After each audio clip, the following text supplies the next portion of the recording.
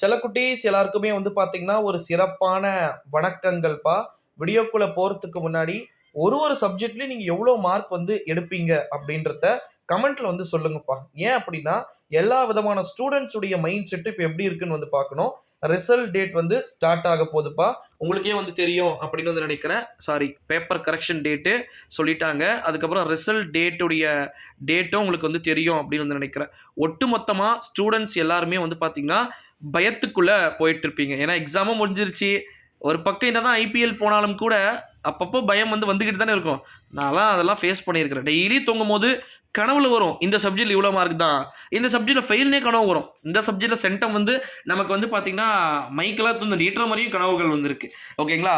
உங்களுக்கு எப்படி இருக்குன்றத வந்து சொல்லுங்க. ஸோ பேப்பர் கரெக்ஷன பொறுத்தவரைக்கும் 3, 4 பாடங்களுக்கு கூடுதல் மதிப்பெண்கள வந்து கவர்மெண்ட் வந்து குடுத்திருக்கிறாங்க.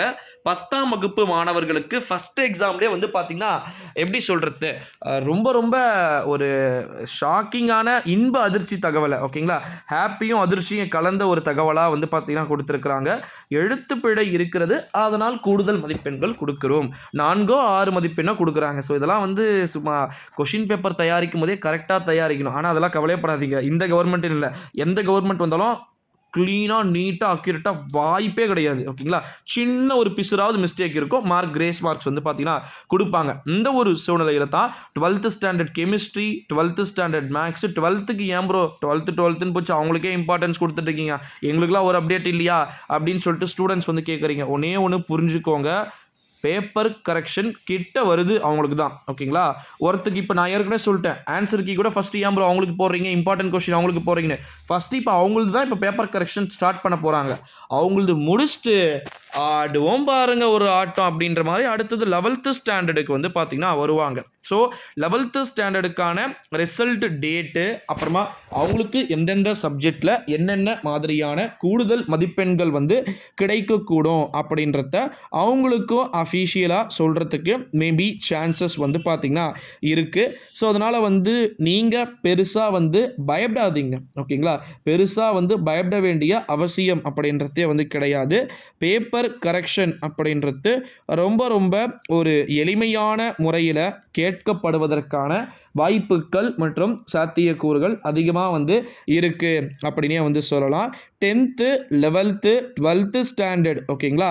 10, 11, 12ஆம் வகுப்பு மாணவர்களுக்கு விடைத்தாள் திருத்துதல் தொடங்கப்பட போகின்ற ஒரு சூழ்நிலையிலே அனைத்து மாணவ செல்வங்களுக்குமே ஒரு நல்ல ரிசல்ட்டே வந்து கிடைக்கிறதுக்கான சான்சஸ் வந்து இருக்குது. அதாவது எப்படின்னா 3 மாணவ செல்வங்களுக்குமே ஒரே மாதிரியான ஆங்கிளில் பேப்பர் கரெக்ஷன் மேபி இருக்கலாம் அப்படின்னு சொல்லிட்டு எதிர்பார்க்கப்படுகிறது.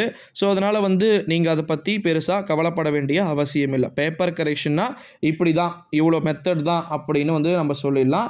ஸோ அதனால் வந்து நீங்கள் அதை பற்றி பெருசாக பயப்பட வேண்டிய அவசியம் இல்லை அப்படின்னே வந்து சொல்லலாம் செல்லக்குட்டீஸ்.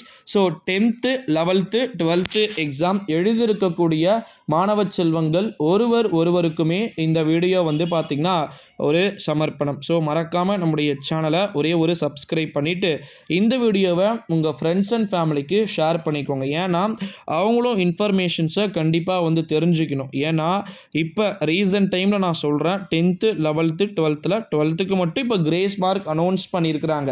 மற்ற ஸ்டாண்டர்டுக்கு இப்போ அனௌன்ஸ் பண்ணல. ஸோ அதனால் வந்து கண்டிப்பாக கூடிய விரைவில் அறிவிப்பு வெளியாகும் அப்படின்னு சொல்லிட்டு எதிர்பார்க்கப்படுகிறது. ஆசிரியர்கள்லாம் ரெடியாக இருக்கிறாங்க. தம்ப்லைன்லேயே சொல்லியிருக்கேன் பாருங்கள், ஆசிரியர்கள் ரெடி.